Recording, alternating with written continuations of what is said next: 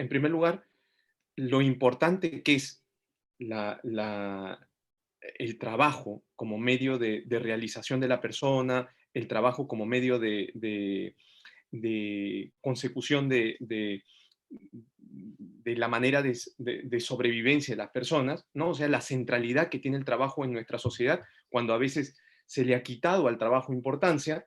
En segundo lugar, el tema de cómo el trabajo se ve modalizado o se ve condicionado por una crisis, que no solamente es económica, es una crisis también de salud, ¿no? Principalmente de salud y con efectos económicos. Entonces, yo quería empezar diciéndoles, a ver, si teníamos una legislación laboral, voy a hablar de la legislación peruana, entiendo que los supuestos que voy a plantear son supuestos que se podrían dar en cualquier país y en cualquier región del mundo, pero digamos que lo que primero quiero hacer es sistematizar qué sucedió cuando nos cae este problema de la pandemia. Regresemos a marzo de 2020, y en marzo de 2020, de pronto el gobierno peruano, a mediados de marzo, dicta a través de varios decretos una situación de estado de emergencia sanitario, ¿no? Esta situación de estado de emergencia sanitario tiene como principal objetivo la cuarentena. Y todos entramos a un supuesto de permanecer en nuestras casas para no contagiarnos. ¿Qué efectos tuvo eso sobre el derecho al trabajo? Vamos a verlo. Eh, a ver, este de aquí es el que...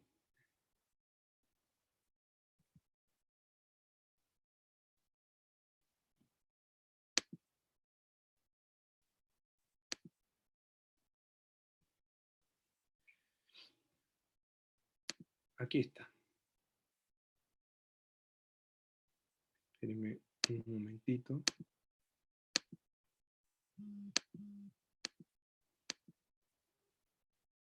Esto. Esto quería, por acá quería empezar. ¿Cómo quedan los trabajadores en el momento en que se impone la cuarentena aquí en el Perú? Digamos que habían tres tipos de trabajadores en ese momento.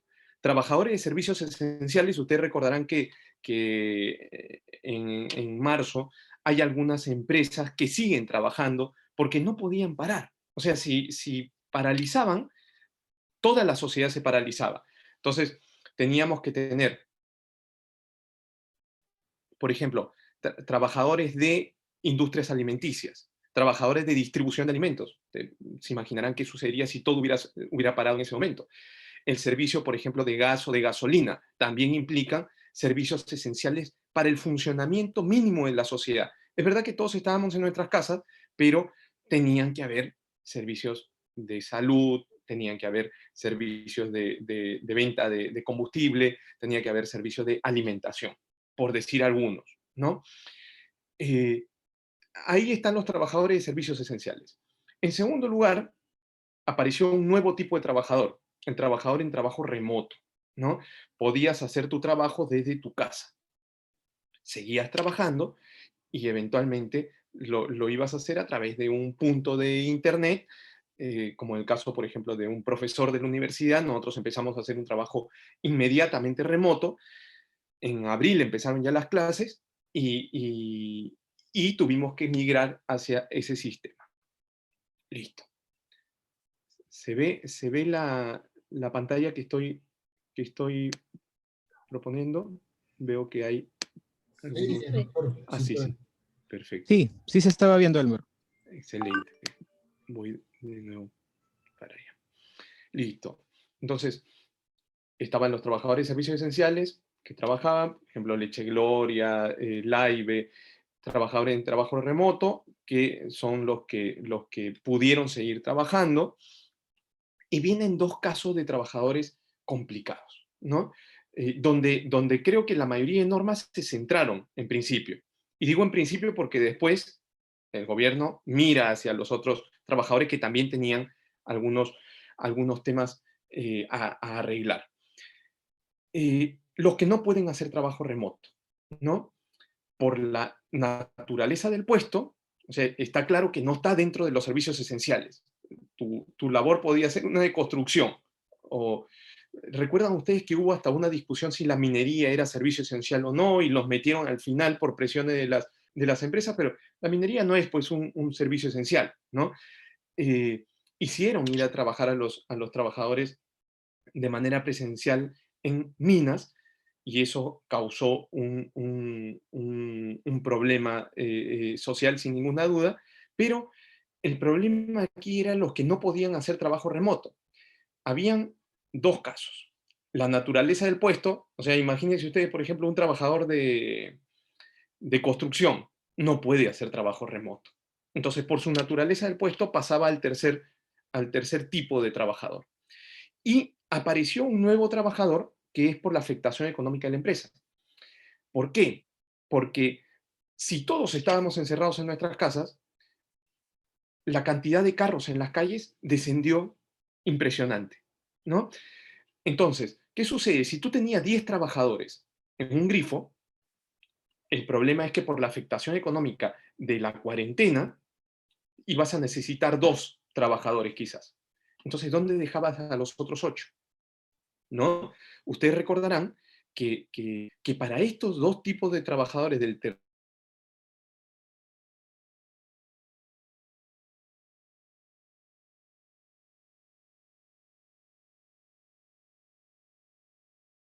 el pago de licencia con goce compensable. ¿Qué cosa es esto? Que ellos no iban a trabajar, pero les iban a pagar. ¿Y qué iban a hacer, bueno, con ese pago? Iban a poder sobrevivir, subsistir, pero después iban a tener que recuperar esas horas. Ojo, recuperar. Por eso se dice licencia con goce de dinero compensable, ¿no? Eso duró solamente un mes, porque ya en abril el gobierno de Vizcarra emite el decreto de urgencia 038. Entonces dice, mira, mándalos a suspensión perfecta. Y suspensión perfecta significa a todos estos señores que no podían trabajar en trabajo remoto o que estaban en una afectación económica en sus empresas. Suspensión perfecta significa que no trabajas pero no te pagan. Entonces, ¿de qué ibas a vivir? Ahí es donde vienen todas estas salidas de afectemos los ahorros de las AFPs, saquen parte de su AFP, saquen parte de su CTS, ¿no? Para los que no son peruanos, la compensación por tiempo de servicio. Ustedes saben que la compensación por tiempo de servicio es un beneficio social que tú vas acumulando a través de los años de trabajo, y cada 6 meses el empleador está obligado a depositar. Anualmente te deposita un sueldo. Esa era la compensación por tiempo de servicio. Tú tienes ahí un ahorro forzoso que lo deberías utilizar cuando pierdes tu trabajo, pero en este caso el gobierno creyó necesario utilizarlo en este momento, ¿no? Entonces, hay un inicio con licencia con goce compensable, y luego viene este problema de la suspensión perfecta de labores, que significaba no trabajo, pero no pago. En fin, las primeras normas, el 026, el 029, los decretos de urgencia, fueron a tratar el problema del tercer grupo. Me parece muy natural, ¿no? O sea, eran los que iban a sufrir, porque tú dirás, los trabajadores de servicios esenciales, ellos no van a sufrir, porque ellos van a seguir trabajando, incluso donde estaban las instituciones financieras, ¿no? Los bancos no pararon. Y los trabajadores en trabajo remoto tampoco iban a tener problemas. ¿Por qué? Porque iban a seguir trabajando y iban a seguir percibiendo sus remuneraciones. Entonces, eh, es verdad que el supuesto más complejo económicamente hablando y laboralmente hablando era el tercero, pero, pero digamos que el gobierno descuida los dos primeros supuestos. Y en los dos primeros supuestos habían problemas evidentes. O sea, los trabajadores que seguían yendo a trabajar comenzaron a tener problemas de contagios, ¿no?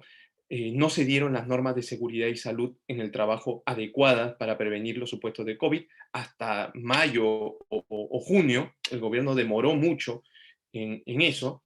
Y en mayo también sale una norma que regula el trabajo remoto, ¿no? Que regula el trabajo remoto. Eh, entonces, yo me voy a ya les hice un poco la referencia a la suspensión perfecta del grupo 3. Voy a referir a los derechos de los trabajadores en el grupo 2 y en el grupo 1, que creo que es lo que hoy en día va a servir más, porque el trabajo remoto, ya cuando se han abierto de nuevo los servicios y el trabajo remoto ha crecido muchísimo, exponencialmente, y los trabajadores, tanto de servicios esenciales como de otros espacios, han regresado a sus servicios. Los restaurantes, por ejemplo, siguen teniendo limitaciones, entonces ahí hay un problema de afectación económica. Ojo, diferenciemos la afectación económica de una crisis empresarial, porque creo que eso es muy importante para ver después los efectos sobre el trabajo, ¿no? La afectación económica es que tú no tienes clientes suficientes, entonces necesitas menos trabajadores. Por esa razón, eh, el gobierno te da un salvavidas que es, mira, suspéndele los contratos de trabajo a estas personas. Pero si tú tuvieras una, una suerte de crisis económica, o sea que tu empresa ya no va más, que tu empresa puede ir a una quiebra inminente, entonces ahí tendrías que despedirlos, no tendrías que suspender el contrato. ¿Me entiendes la diferencia? ¿No? O sea, hay una diferencia entre que la cuarentena te afecte económicamente y otra diferencia entre que tú estás en una situación de crisis empresarial. Bueno, eso era lo que yo quería comentarles como cuestión genérica y me gustaría irme primero a ver el tema de trabajo remoto, después el tema de los trabajadores que siguen trabajando durante esta situación de cuarentena. Eh,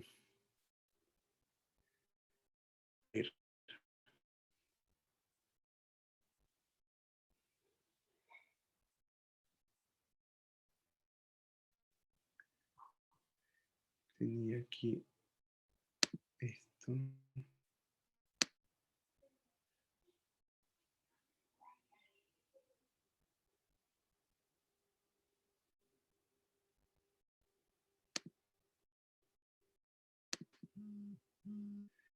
Y aquí está.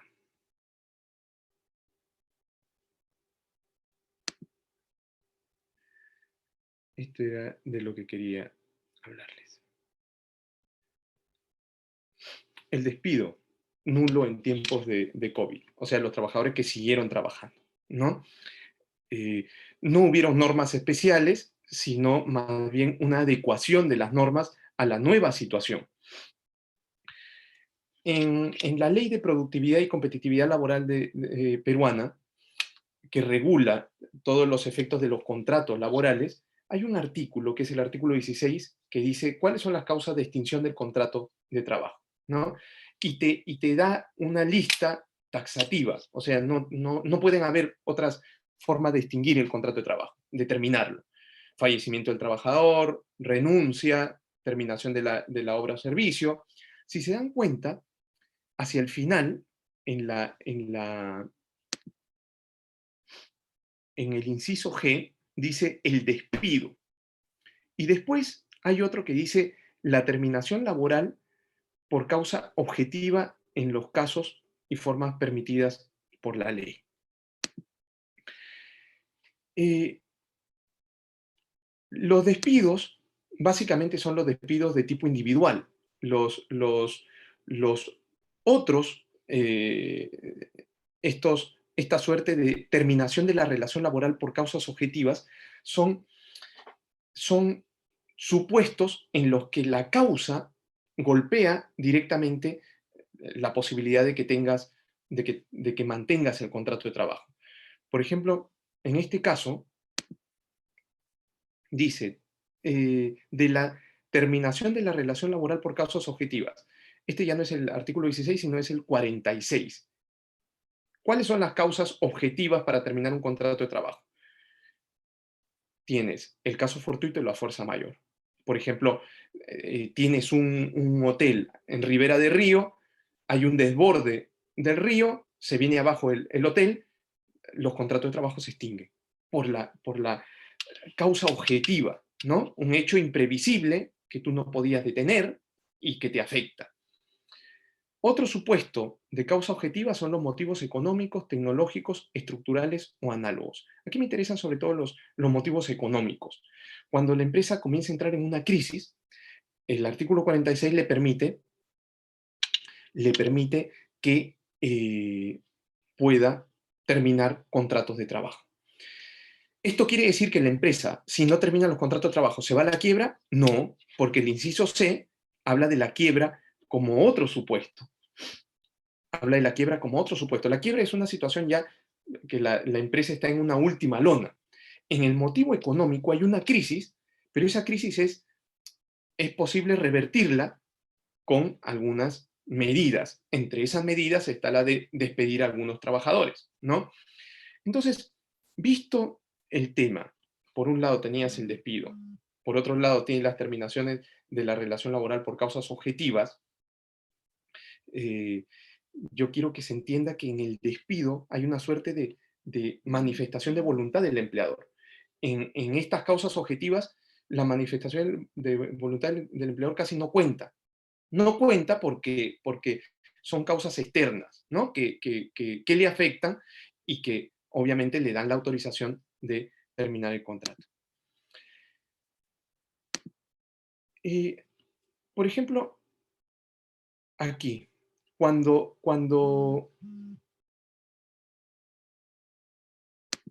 se plantea el problema de un caso concreto, ¿qué pasa si el trabajador estaba enfermo de COVID y de pronto el empleador lo despide? Fíjense, la normativa no tiene una norma específica porque el COVID nació de un determinado momento, el COVID-19, y estas son normas que vienen desde muchos años atrás. Pero, ¿cómo es que la interpretación de la jurisprudencia ha ido permitiendo incorporar a estos despidos como despidos discriminatorios? O sea, el tener COVID, como el tener SIDA, como el que la mujer esté embarazada, como el presentar una denuncia contra el empleador y recibir una represalia, en realidad el tener COVID no es una razón para que te despidan.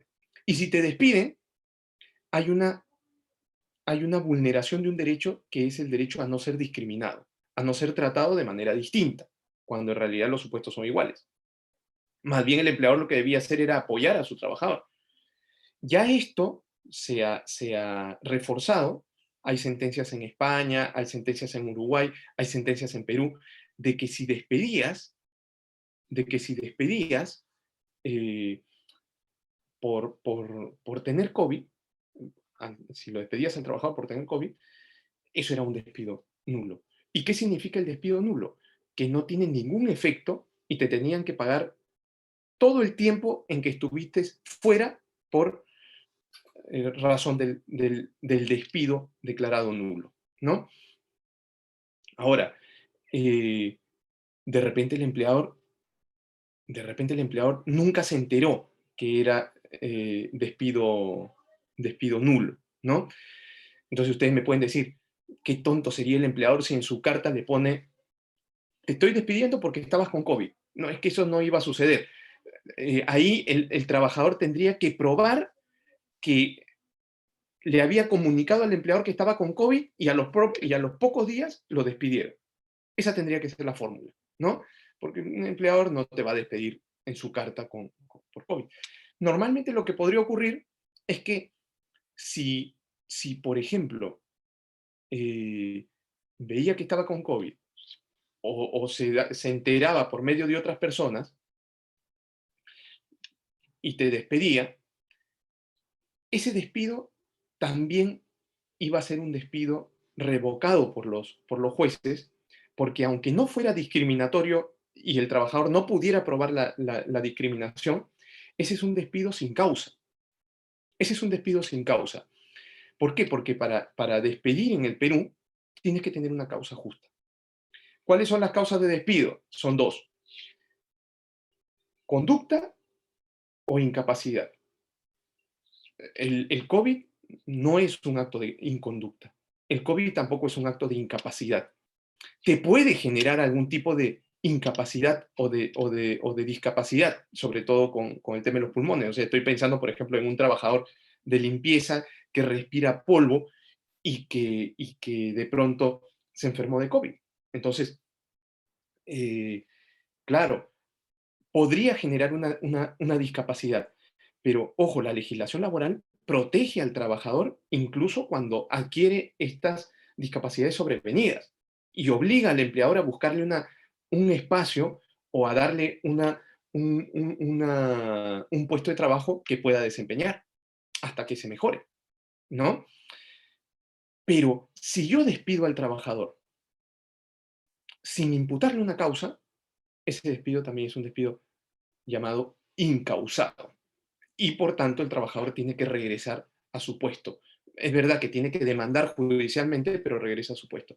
Entonces, en realidad, con modificaciones o sin modificaciones, la legislación laboral se adecuó muy rápido a la protección de los trabajadores frente al despido, ¿no? Frente al despido. Eh, Ahora, a mí me queda la duda, eh, por ejemplo, cuando se plantean los temas de crisis económica, ¿no? Los temas de crisis económica, y por eso lo decía hace un momento. ¿Qué es lo que pasa? Cuando una empresa se genera dentro de esa empresa una crisis económica, o sea, por ejemplo, sus ingresos van reduciendo, por ejemplo, sus balances comienzan a ir en rojo, y tú sabes que en 2 o 3 años la empresa puede desaparecer, entonces la legislación laboral dice, mira, puedes hacer un despido masivo que no sea inferior al 10%, pero tienes que sustentar esa crisis económica y tienes que ir al ministerio para que el ministerio te dé la autorización, ¿no? Por eso cuando el artículo 46b se refiere a motivos económicos, se refiere a una crisis empresarial que impactaría negativamente en la viabilidad de la empresa. Y la crisis hace que no sea posible continuar el proceso productivo con el mismo número de trabajadores. Entonces, si no es posible, eh, tengo que decirle a algunos trabajadores que no pueden seguir trabajando. En cambio, el problema de afectación económica, yo siento que es distinto. El problema de afectación económica es también una afectación de tipo económico a la empresa, pero por las medidas de confinamiento, por las medidas excepcionales que se están tomando, que no necesariamente me deben llevar a una crisis empresarial, ¿no? Esa figura diferenciada me lleva a dos caminos. Y lo digo porque el decreto de urgencia 038, que les comentaba hace un momento que es publicado en abril pasado, incorpora un nuevo término que se llama afectación económica. ¿Y qué cosa es la afectación económica? Dice, o mejor dicho, eh, una afectación económica por la medida de aislamiento social, medidas extraordinarias que permiten mitigar los efectos económicos causados a los trabajadores y empleadores del sector privado a consecuencia de las medidas restrictivas y de aislamiento social. Este problema no lo tenía el sector público, porque los trabajadores del sector público seguían cobrando sus sueldos, ¿no? Con la licencia con goce compensable. Pero en el sector privado rompieron esa licencia con goce compensable y dijeron, mira, en los casos en que los trabajadores no pueden seguir prestando servicios porque el negocio no está permitido seguir funcionando al 100%, sino que funciona a un 40 o a un 30%, entonces a esos trabajadores los vas a suspender, ¿no? Y tanto es así que el 038 dice, como excepción, el nivel de afectación económica, en este caso se dan dos casos. dos opciones: medida de reducción de jornadas o de remuneraciones o suspensión perfecta de labores. Ahí está el punto. Personalmente creo que los empleadores, durante el estado de emergencia sanitario, no pueden aplicar el despido por crisis económica. ¿Por qué? Porque lo que actualmente tenemos es una afectación económica. Y esa afectación económica debería reconducirse por la suspensión perfecta de labores. Finalmente, al empleador no le hace daño económicamente suspender los contratos de trabajo. Es una solución, digamos, salomónica, ¿no? No tienes trabajo, eh, entonces no te pago, con lo cual estoy blindando a la empresa, pero está claro que estoy perjudicando a los trabajadores, porque los trabajadores se quedan en el aire, no tienen de dónde subsistir, ¿no? Ese es, esa es la situación. Pero dentro de esa situación grave, por lo menos la suspensión perfecta les permite mantener su vínculo laboral, aunque no cobren, pero siguen siendo trabajadores con vínculo suspendido, ¿no? Cosa distinta sería si el empleador, por la emergencia sanitaria, dice: oye, lo que voy a hacer es despedirte. Entonces te despido porque tengo una crisis económica. No sé, ahí ustedes sacarán sus conclusiones, pero a mí personalmente me parece muy difícil que una empresa que no está funcionando eh, termine en una crisis económica por la emergencia sanitaria.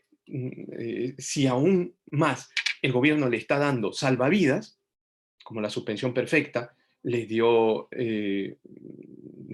dinero de reactiva, les dio varios apoyos a los empresarios que siguieron trabajando, ¿no? Entonces, eh, de crisis creo que no podemos hablar. Podríamos estar hablando de afectación económica y de reconducir esa afectación económica a la suspensión de los contratos. Entonces, yo les diría, los trabajadores que no pudieron seguir trabajando no debieron ser despedidos, debieron ser objeto de una suspensión perfecta de labores. Creo que eso debió ser lo correspondiente, ¿no? Bueno, eso les quería comentar, sin perjuicio de que después podamos ampliarlo en cuanto a los temas que tienen que ver con los derechos de los trabajadores que siguieron trabajando. Y quería también plantear el tema de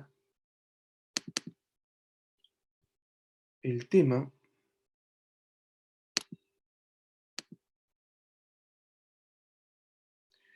del trabajo remoto.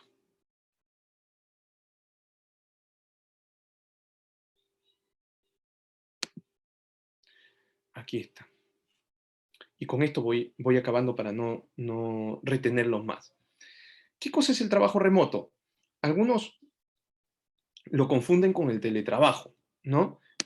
El trabajo remoto es algo bien distinto al teletrabajo. El trabajo remoto es un concepto que acuña eh, el decreto de urgencia 026-2020 en el gobierno de Vizcarra, y solamente funciona el trabajo remoto en el plazo de la emergencia sanitaria, que hasta ahora está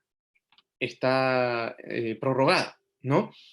Entonces, aquí en el trabajo remoto, basta la decisión unilateral del empleador para incorporarte a un trabajo a distancia. En el teletrabajo tiene que haber acuerdo de partes, y lo dice la ley. Hay una ley de teletrabajo y te dice, tiene que haber acuerdo de partes. En el trabajo remoto, no. En el trabajo remoto te lo impone el empleador por una situación de emergencia, ¿no? En segundo lugar, son prestaciones de tipo subordinado, ¿no? Eh, Se puede hacer trabajo remoto desde tu casa o desde cualquier otro lugar, incluso desde el extranjero, lo dice también la norma. eh, y luego se extiende a trabajadores y hasta a personas que están en modalidades formativas, ¿no? Tanto en sector público y en el sector privado. Aquí algunas de las figuras hacían distinciones entre sector privado y sector público. Aquí el trabajo remoto se aplica a todas, ¿no? Eh, Obviamente, el, el trabajo remoto es facultativo para el empleador. O sea, si tú tienes una empresa y no querías plantear trabajo remoto, eh, podrías, podrías eventualmente no utilizarlo, ¿no? Eh, no obstante, no obstante, el, el empleador sí tenía la obligación de mandar a trabajo remoto a los trabajadores en grupos de riesgo. Y ustedes recordarán que hubo también aquí todo un debate, ¿no? ¿Quiénes van al trabajo remoto porque tenían factores clínicos graves y tenías una edad determinada y quienes no van, ¿no?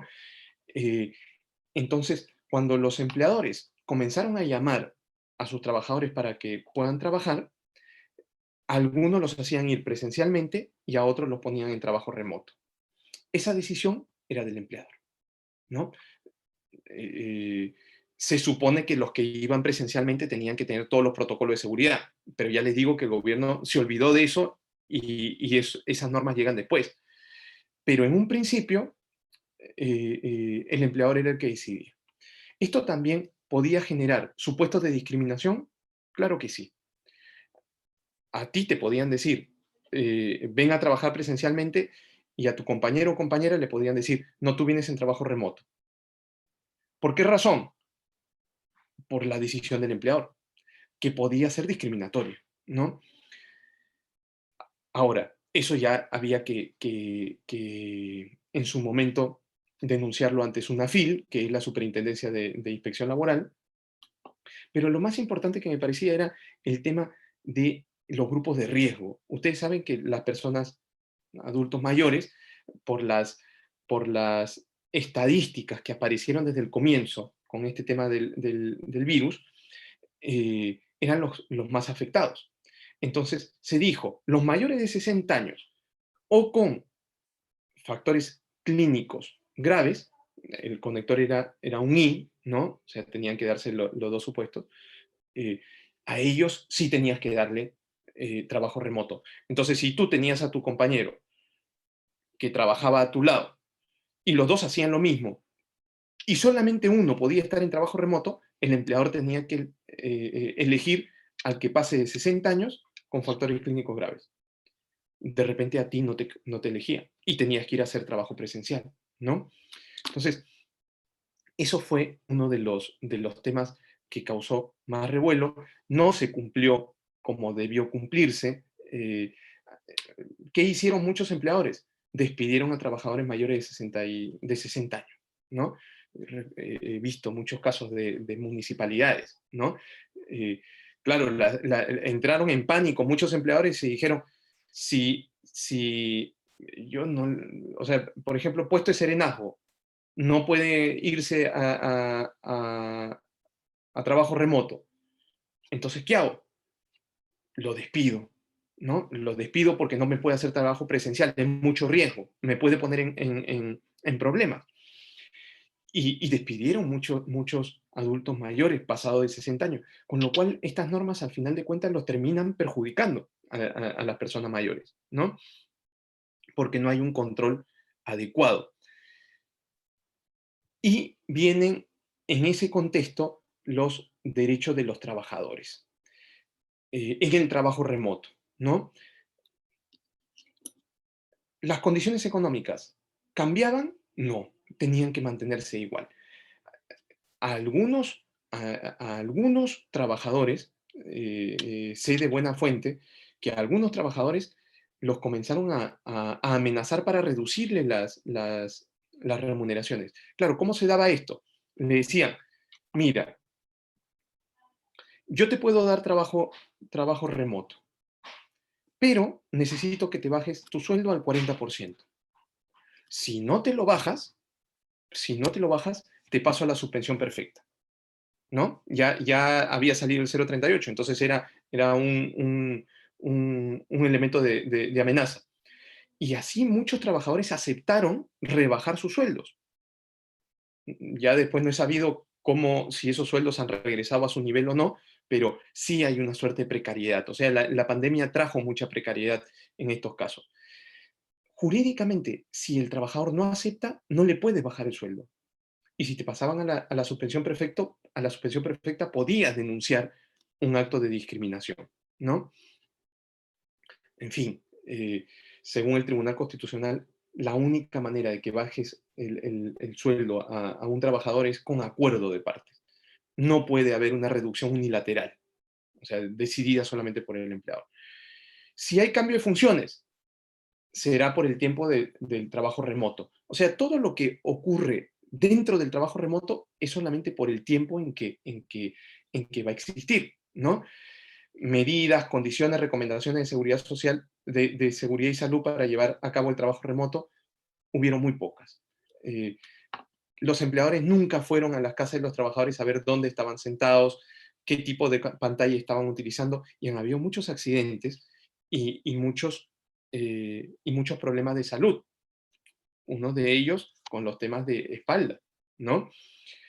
Eh, había que tener inducciones virtuales y el respeto de la jornada. Eso sí no se cuestionaba, ¿no? Es más, este año ha salido un decreto de urgencia, o terminando el año pasado, que fue el de derecho a la desconexión digital, que lo deben haber visto en los periódicos. Eso no es otra cosa que el derecho de los trabajadores, luego que acaban su jornada, a desconectarse. ¿Por qué? Porque empezaron a haber muchos problemas de que los empleadores los llamaban a horas inadecuadas, en horarios que estaban fuera de su jornada de trabajo. Entonces eras un trabajador 24 horas del día, ¿no? Y, eh, eh, y hay un decreto de urgencia, 127 del 2020, me parece, que dice que los trabajadores tienen derecho a desconectarse y que no pueden ser reprendidos, ni despedidos, ni perjudicados por esa situación, ¿no? Entonces, ese es un tema positivo, eh, pero los trabajadores también tienen deberes. El deber de confidencialidad, por ejemplo, el deber de diligencia en cumplimiento de sus obligaciones, eso tienen que seguirlo cumpliendo, el deber de buena fe, o sea, dentro de tu jornada tú no te puedes desconectar, ¿no? Dentro de tu jornada tú no puedes decir, no, yo es que estaba haciendo otra cosa, a pesar de que en la casa todos terminamos haciendo muchas más cosas, ¿no? Porque de repente llega el delivery, te tienes que levantar en plena jornada de trabajo, pero no te queda otra. Entonces, eh, claro, ahí el empleador tendrá que evaluar eso conciliando los supuestos.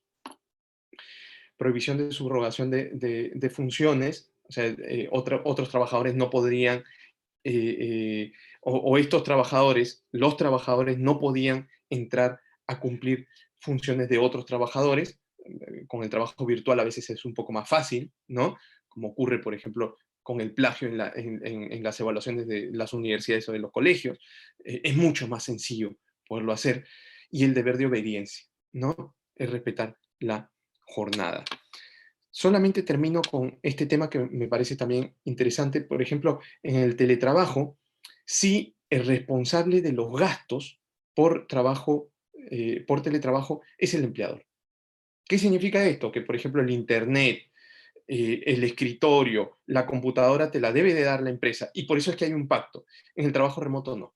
En el trabajo remoto, el mismo decreto de urgencia 029/2020 señala que cualquier medio o herramienta para cumplir el trabajo remoto pueden ser proporcionados por el empleador o el trabajador. Te está diciendo, o sea, en otras palabras, te está diciendo que lo ponga el trabajador.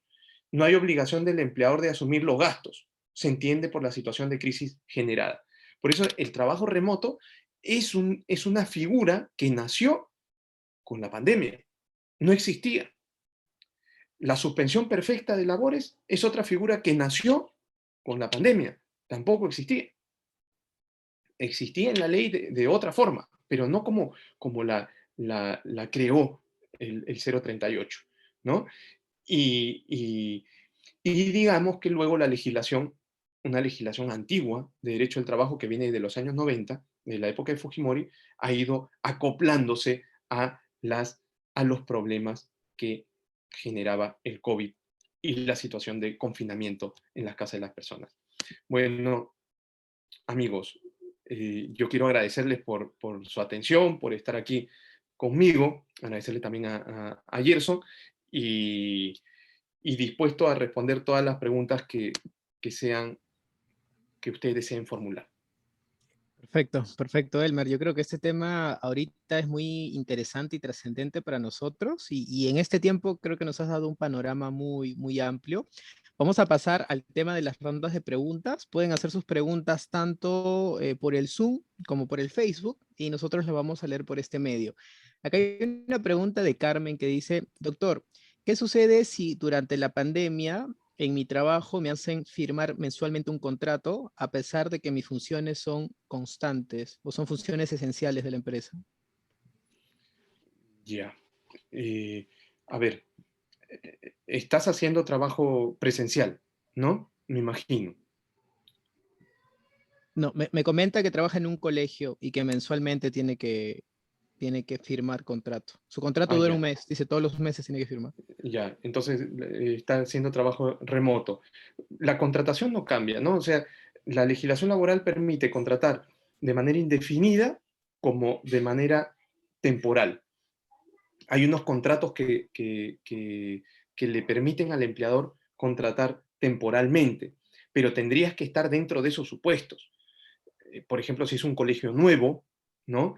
Si es una obra o un servicio específico, ahí sí, pero Carmen, o sea, si tú me dices que realizas la labor de profesora o una labor de coordinación dentro del colegio, esa es una actividad permanente. La contratación debería ser una contratación por tiempo indefinido. Lo que está pasando con tu contrato es que el contrato temporal se está desnaturalizando y habría que obligar al empleador a que firme un contrato indefinido, ¿no?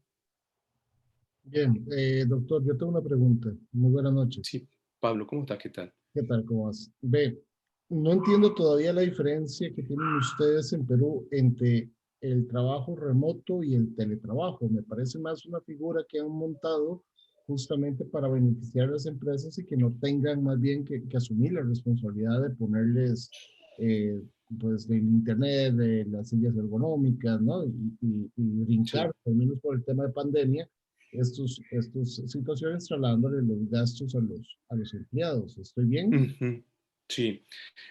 Mira, yo creo que no estás lejos de la certera apreciación, Pablo, porque en realidad, cuando viene la pandemia, yo creo que el gobierno peruano lo que piensa es, si yo dejo que el trabajador decida si va al teletrabajo o no, puede que me diga que no, ¿no? Entonces, eh, puede que me diga que no. Y eso le va a afectar al empleador. Entonces, claro, como tú dices, el gobierno peruano en esa tesitura dice, le da al empleador un poder especial para mandarte al trabajo remoto, para mandarte a tu casa, ¿no? Y que sigas trabajando. Entonces, es una figura que fue muy cuestionada y, y- y que cuestiona uno de los principios básicos del derecho del trabajo, que es siempre la autorización del trabajador. O sea, la Constitución peruana dice que el trabajo es libre, es voluntario, y sin embargo aquí te están haciendo una modificación sustancial de lo que tú habías pactado en tu contrato, una modificación sustancial eh, por orden de una ley, prácticamente, ¿no? Entonces, yo coincidiría contigo, aquí hay un tema de cuestionamiento de la política del derecho, ¿no? Sí, Bien, sí, sí, sí. Creo que por ahí va. Acá en Costa Rica ha sido muy interesante cómo el manejo del teletrabajo, porque aquí no tenemos el tema de trabajo remoto, nos manejamos con el teletrabajo, teletrabajo. La estructura que han hecho, sobre todo empresas transnacionales, en trasladar entonces a los trabajadores estas responsabilidades que siempre han sido patronales, ¿verdad? Hay una reducción a nivel mundial de casi, me parece que eran 100.000 metros, no, eran 100.000 metros cuadrados, solo en Latinoamérica, justamente por el traslado de los sites de trabajo hacia las casas de los colaboradores. Mira, Entonces, este proceso de teletrabajo, al final de cuentas, te lo venden como algo maravilloso para el teletrabajador, pero realmente termina beneficiando más bien a las grandes empresas, ¿verdad? Que ya no sin tienen que duda. pagar luz, ni teléfono, ni los oficiales de seguridad, ni limpieza, ni los alquileres millonarios, ¿verdad? Y Te afecta. salen baratos, ¿no? Los trabajadores te salen más baratos, claro. Sí, así es. El ancho de banda, por ejemplo, tú lo tienes que contratar, todo, todo, ¿no? Así es, completamente de acuerdo. Creo que había Wilder Quispe, quería también hacer un comentario. Sí, buenas noches primero. ¿Qué Quisiera tal, hacer Wilder? una pregunta para un taller de confección que tiene, un taller de confección informal que tiene 5 trabajadores y que por la pandemia ha tenido que cerrar. Obviamente, si dice que se va a hacer un trabajo remoto, sería de que este trabajador tenga una máquina de confección en su casa para poder realizar el trabajo. En este Ujú. caso, si es que no tiene esa máquina, perdería el trabajo, pero ¿cómo se puede proteger a ese trabajador? Eso es mi pregunta. ¿Cómo se protegería a ese trabajador que no tiene contrato, que es informal y que quizá por ahí es service o a destajo, se podría decir? Sí, mira, ese es el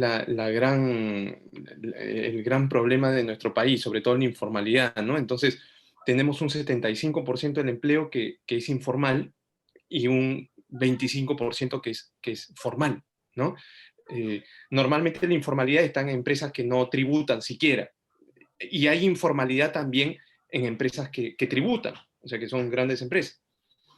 Pero lo que tú me estás comentando, o sea, cualquier empresa que que haya cerrado así de manera repentina, eh, por efectos de la crisis sanitaria y del estado de emergencia sanitario, cualquier empresa no lo puede hacer. O sea, las normas del Estado dicen que no puedes cerrar la empresa. ¿Cuál sería tu justificación?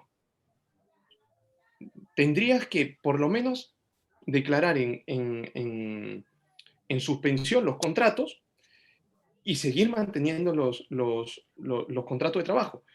Eh, y luego ya el trabajador verá pues si es que regresa, si no regresa. Tampoco te voy a decir que el empleador tenía que pagarte la remuneración. Hubiera podido hacer un trabajo remoto si es que te llevaba, por ejemplo, la máquina y tú trabajabas en tu casa. Eso también se puede hacer. Hacías el trabajo y después se lo devolvías al empleador. Eso también es trabajo remoto, no es solamente el trabajo virtual.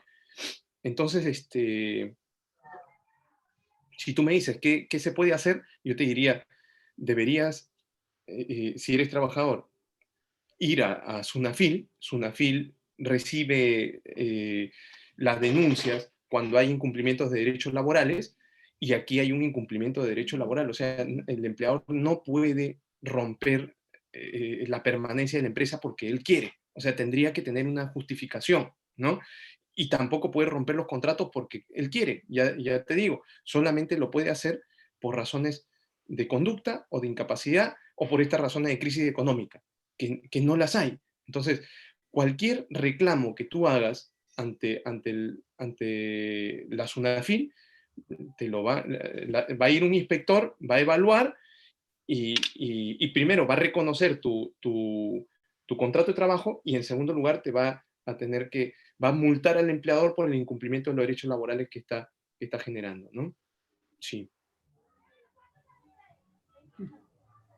¿Entendido? listo, listo, Wilder, excelente. Perfecto, Elmer. Acá hay una última pregunta ya para cerrar nuestro Viernes Santo. Acá Sí. Nicolás menciona, doctor, ¿qué pasa si haciendo teletrabajo sufro algún accidente en casa o en tal caso me da algún tipo de enfermedad por la mala posición o por el uso excesivo de la computadora? Ah, mira, el hecho de que tú estés en trabajo remoto, ¿no? No exime al empleador de las responsabilidades. Es más, el empleador tiene que seguirte pagando. Tú sabes que todos los trabajadores aportan, es un 9% de tu remuneración a salud. Entonces, tienes prestaciones de salud aseguradas. Esa es la seguridad social, ¿no? La seguridad social tiene como dos caminos. Por un lado, las pensiones, cuando ya tú te jubilas o te incapacitas, recibes una pensión. Pero por el otro lado, tú recibes asistencia sanitaria o de salud cuando tienes un accidente o cuando te enfermas. Entonces, las prestaciones las seguirías manteniendo. Ahora, si lo que me estás preguntando es, por ejemplo, yo utilicé una silla y esa silla me malogró la columna y puedo sustentarlo además con un informe médico, puedo pedirle una indemnización de daños y perjuicios al empleador por ese daño que me está causando. Mira, ahí han habido sentencias de las dos partes. ¿Por qué? Porque hay algunos jueces que dicen, pero el trabajo remoto, recuerden ustedes que es un trabajo donde se le imponía al trabajador y se le imponía con las condiciones que el trabajador podía tener. El empleador no fue a evaluar. Entonces también le estás quitando responsabilidad. Y han habido otros que han dicho, oye, si es que el trabajador te dijo, si el trabajador te dijo que tenía problemas a la columna y tú no tomaste medidas, entonces le causaste un daño que luego tendrías que indemnizar con daños y perjuicios, ¿no? Con una indemnización de daños y perjuicios. Entonces, han habido sentencias de ambos lados, pero yo estaría de acuerdo con la segunda fórmula. El trabajador, una vez que se sienta mal o que tenga alguna molestia, tiene que notificar al empleador. Y el empleador, si no toma una decisión, sí sería pasible de una indemnización de daños y perjuicios, ¿no? Muy bien, doctor, muchísimas gracias de verdad por el No, tiempo Pablo, al contrario. que has tomado para estar con nosotros el día de hoy, de parte de esta coordinación general de la Red Académica Internacional. Realmente te agradecemos muchísimo el tiempo que has tenido para estar con nosotros. Igual agradecer a Gerson como coordinador de la Red Académica Internacional también por ayudarnos y acompañarnos también el día de hoy. Doctor, algunas palabras tal vez para cerrar, si sos tan amable. Sí, claro. Bueno, reiterar mi agradecimiento tanto a Gerson, a ti, Pablo, reiterar mi agradecimiento a la Red Académica Internacional. Creo que esta forma de los fórum de capacitación en señal abierta y con ganas de llegar a todos los ciudadanos es parte del fortalecimiento de la democracia, ¿no? Porque también esto nos brinda una mirada distinta. Los derechos no están solamente para verlos o para que los abogados lo defiendan, sino están para que todos los conozcamos y los ejerzamos, ¿no? Sea en una empresa, sea en un colegio, el derecho a libertad de expresión, el derecho de la salud laboral. Entonces, esta labor de difusión de los derechos para mí tiene que ver con una construcción democrática sumamente importante y que todos lo de la sociedad civil se lo agradecemos a la red y a ustedes en concreto. Muchas gracias por la invitación. Gracias, Elmer. Igual invitado nuevamente vamos a hablar unos minutos más en algún momento para que por favor nos acompañes de nuevo. Eh, Encantado, y pues bien, encantado. Lo agradezco. vamos a coordinar ahí con Gerson, claro que sí. Sí, yo encantado. Ya. ¿Sabes, Gerson? Entonces, ya Elmer se embarcó, como decimos acá en Costa Rica, así que tiene Hay varios temas interesantes, ¿no? Hay muchos temas interesantes. que discutir. Todavía nos faltan muchas cosas que ir trabajando a nivel internacional también, ¿verdad? Como bien lo Sí, decía, derecho es una obligación el poderlo entender.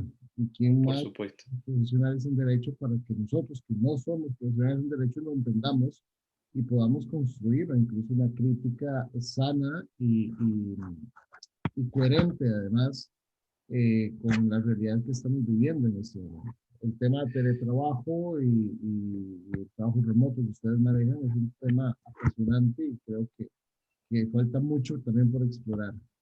Sí, y agradecerles a todos los asistentes. De verdad que en principio tenía mucha pena porque en un Viernes Santo tenerlos aquí recluidos, haciendo penitencia, pero no, en serio que les agradezco muchísimo el habernos acompañado aquí y me voy muy feliz.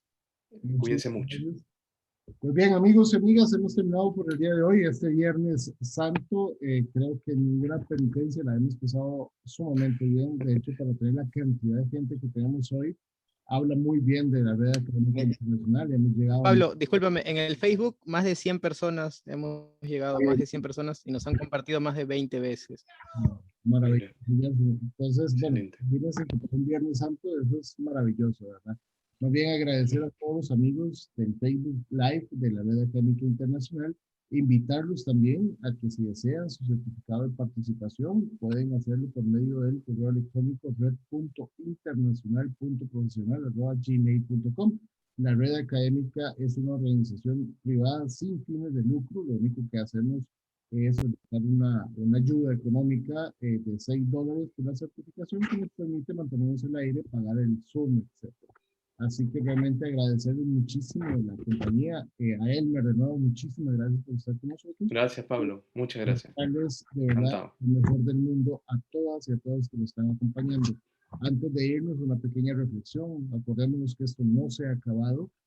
Semana Santa, lamentablemente, a veces olvidamos el sentido que tiene a un pueblo que, latinoamericanamente hablando, ha sido católico en sus bases y se nos olvida un poco la compasión y se nos olvida un poco la reflexión. Ojalá que estos días que quedan de Semana Santa los utilicemos para esa reflexión que tanto necesitamos como personas y como pueblos, sobre todo en este tema de pandemia que no se ha acabado, que ha cobrado muchísimas vidas de amigos, colegas, hermanos, y que es un momento, creo que, para reflexionar y también para cuidarnos muchísimo.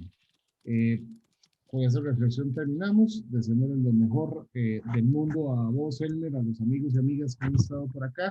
Y pues nada, que tengan una linda noche. Nos vemos este lunes a las 7 de la Hasta noche. luego. Doctor Max Canavillas desde Lima, desde Perú. Creo que está en Cusco o Lima, no sé.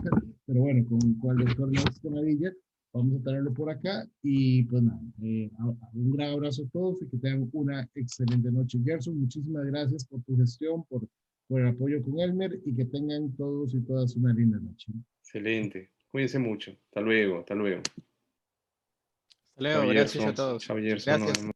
gracias. Hasta luego. Listo. Gracias. Gracias por todo. Hasta luego. Gracias.